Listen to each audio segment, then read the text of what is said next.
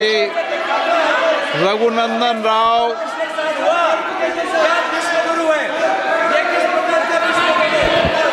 माननीय अध्यक्ष महोदय, फाइनेंस बिल के ऊपर बात करने का मौका दिया। मैं बहुत बहुत आभारी हूँ आप। माननीय प्रधानमंत्री श्री नरेंद्र मोदी जी के नेतृत्व में हमारा फाइनेंस मिनिस्टर श्री निर्मला सीतारमण जी ने 24 का फाइनेंस बजट रखते हुए इस देश के युवा के लिए, इस देश को आगे बढ़ाने के लिए, स्किल डेवलपमेंट के लिए, अनएम्प्लॉयमेंट को दूर करने के लिए मोर ट्रांसपेरेंसी के साथ ये बजट को लाया है। ये बिल में जो कॉर्पोरेट टैक्स के बारे में बार बार हमारा सांसद लोग बात कर रहे हैं, उन लोगों को मैं ये बताना चाह रहा हूँ, we brought transparency in the income tax wing and as well as in the other departments also, due to which the persons, those who respect the government, has been increased and the number of taxpayers strength has been increased in this country.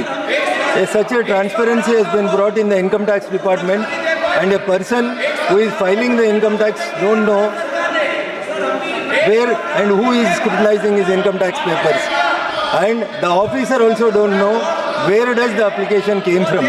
Such a type of transparency is brought in the income tax system, so the persons, those who are the taxpayers number has been enormously increased in this country.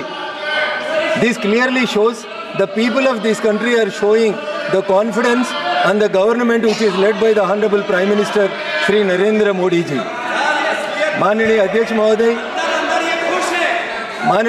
महोदय, हमारा तेलंगाना राज्य में बार बार इसके पहले जो सरकार था, TRS सरकार, या जो सरकार 6 महीने के पहले गवर्नमेंट में आया था, वो सरकार, ये दो सरकार, कांग्रेस की सरकार ही होने दो और टीआरएस का सरकार होने दो, कभी भी स्टेट में कुछ अच्छा हुए तो उन लोग करे बोलते, अगर कुछ बुरा हुए तो वो सेंटर के ऊपर डालने के लिए कोशिश करते रहते। हर बार वो 10 साल का बीआरएस का रूलिंग होने दीजिए, नहीं तो 6-7 महीने को कांग्रेस का रूलिंग होने दो। कोई भी एक बात, कभी भी कुछ राज्य के लिए केंद्र सरकार ने कुछ अच्छा करता, उस अच्छा चीज़ के बारे में इन लोग कुछ भी नहीं करता, बार बार बदनाम की पॉलिटिक्स करना है, उसके अलावा कुछ भी नहीं कर रहा है। अध्यक्ष महोदय, तेलंगाना में 28 crores 88 lakhs 11,000 rupees public money has been spent by the then government, TRS government, for 10 years, which was found fault by the CAG department, and CAG said that there is no permission for these 28 crores 88 lakh 11,000 rupees. Even if you come to the Pradhan Mantri Awas Yojana, the central government has given Pradhan Mantri Awas Yojana like other states to the Telangana also. Under the scheme of Pradhan Mantri Awas Yojana, the central government is giving the money, and the KCR says he is giving in the name of 2 BHK, but unfortunately they never say that the central government has given the money under Pradhan Mantri Awas Yojana. Now the new government, which is headed by Congress party and Mr. Revanth Reddy, they are saying that they are going to give Indiramma houses, but they are also not saying that this money is being given by the Honorable Central Government under the leadership of Narendra Modi ji for Pradhan Mantri Awas Yojana. At least he says that we want to correlate the money of the Pradhan Mantri Awas Yojana with Indiramma houses. Like this, there are so many schemes which were given by the central government and the money is being dispersed. Earlier it was under the UPA rule, there was only 32% of the devolution of funds was there. But now it has been increased to 42%, but no one is saying that the states are getting 42% of the devolution of the funds. उसमें भी कैसा कम करके बताने के लिए कोशिश करता। माननीय अध्यक्ष महोदय, हम लोग नया जीत के हैं, पहली बार सांसद बन के हैं, इतना सीनियर लोग बन के 5 बार 6 बार जीत के आके ये क्या तरीका मेरे तो समझने में नहीं आ रहा। अगर लैला को देखना है तो मजनू का आंखों से देखो, ये बजट को देखना है तो निर्मला सीतारमण जी का आंखों से देखो, गरीब का आंखों से देखो। पूरा stuff this poor in country is being served by this government. You people are shouting about only A1 and A2। क्यों बोले तो आपको A1 का दावत याद आता, A2 का दावत याद आता, कभी भी दावत का। माननीय अध्यक्ष महोदय, एक शब्द भी, ये क्या अध्यक्ष महोदय, 2 मिनट बोलने का मौका दिया अध्यक्ष महोदय। इन लोगों का तरीका कैसा है बोले तो 372 में स्पष्ट है सदन नियमों प्रक्रियाओं से चलता है। उसमें मंत्री जी का स्टेटमेंट मांगा, मंत्री जी ने आपको स्टेटमेंट दे दिया, आपकी मांग को स्टेटमेंट दिया। संसद के अंदर, लोकसभा के अंदर नियम प्रक्रिया के अंदर उस पर स्पष्टीकरण नहीं मांगा जाता। ओके, माननीय मंत्री।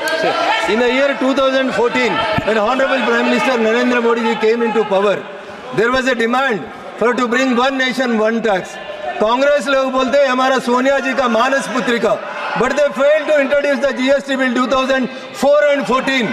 After 10 years of their governance, they can't do the act of GST, but it was brought by under the leadership of dynamic leadership of Sri Narendra Modi ji.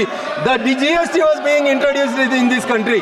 In the year 2017, when it was introduced for the first time, for the first month, 68,000 crores of rupees has came as the GST tax in this country, and in the last month it has been grown up to the 2 lakh crores.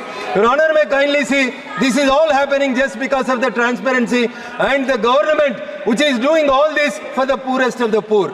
But the opposition leaders, they want to always blame the government by saying one or the other thing. माननीय अध्यक्ष महोदय, मैं एक ही शब्द बोल के बोलना चाहते हैं पप्पू यादव जी। अध्यक्ष महोदय, मैं एक ही बात बोल के मैं कंक्लूड करना चाहता हूँ। अगर 2024 का बजट को अगर सही तरीका से देखना है तो वो देखना है तो तेलुगु में कहावत है, अगर लैला को देखना है तो मजनू का आंखों से देखना है। ये लोग ये बजट को देखना है तो पूरा पूर ऑफ द कंट्री के साथ उसका आंखों से देखना, मगर उन लोग जो नाम लेता ये 1 and 2 उन लोगों के दावतों में कहा के उसका आंखों से देखे थे बजट उन लोगों को समझ नहीं आता। मैं पहली बार जीत के आया, मेरे को ये बजट का फाइनेंस बिल के ऊपर बात करने का मौका दिया, मगर उन लोगों को घंटों का शब्द करने का आवाज और अवसर दिए तो भी उन लोगों को कई शब्द, एक शब्द में उन लोग अच्छा भी बोलने के लिए बजट के मना किया। मगर मैं पहली बार आया तेलंगाना से, जहां टीआरएस और बीआरएस और कांग्रेस पार्टी ने पैसा केंद्रीय सरकार से लेता और बदनाम हमारे को करता। कल का बजट में सिर्फ और सिर्फ 2 पदों के ऊपर 48,000 crores has been given to the Telangana government, मगर वहां हमारा तेलंगाना कांग्रेस का सरकार ने बड़ा फ्लेक्सी लगा के ये बात बोलते तेलंगाना से भाजपा को 8 MP दिया, 8 पैसा भी नहीं लाता।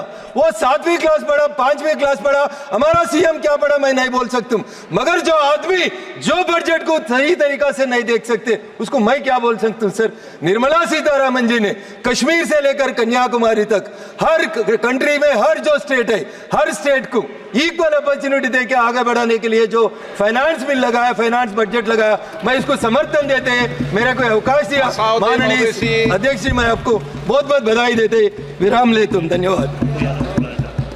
पप्पू यादव जी, असाउद्दीन आप बैठ जाओ, असाउद्दीन ओवैसी जी को बोल लेने दो। थैंक यू सर, आप बैठ जाओ। Sir. Thank you sir. Sir, the threshold of 2.5